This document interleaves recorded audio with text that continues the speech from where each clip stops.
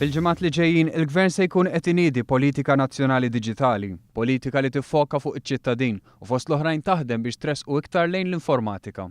Barra minn hekk minn hawn ftit xhur oħra l-Mita se tkun qed tiftaħ ċentru ta' innovazzjoni fi Smart City bilan li toffri inċentivi ġodda u tkun iktar viċin taċ-ċittadini l-iktar iż-żgħażagħ.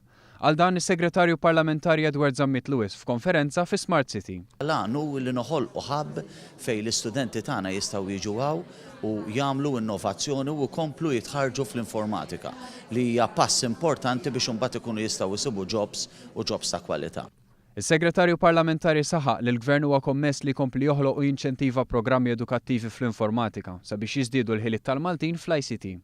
Fil-fatt fil-konferenza nfetaħ servizz bl-isem ta' Smart Training fejn persuni interessati jkunu jistgħu jitgħallmu kif jużaw teknoloġiji ġodda. Permezz ta' lezzjonijiet dan il-proġett imtella minn TCTC u Smart City Malta se jkun qed joffri tablet għal kull koppja ta' studenti li fuqhom jitgħallmu kif jagħmlu użu minn teknoloġiji diġitali bħal Skype, Gmail u xiri online.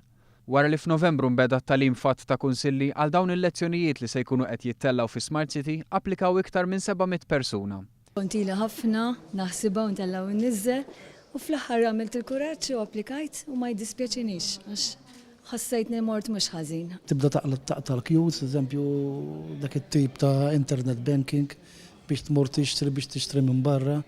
Rea Bela, direttur ta' TCTC, qal li t-tagħlim permezz ta' tablet joffri opportunitajiet ġodda u minkejja li n-numru ta' korsijiet huma offruti fit-42 kunsill lokali, is-soċjetà qatt fadal ħafna x'titgħallem dwar it-teknoloġija diġitali.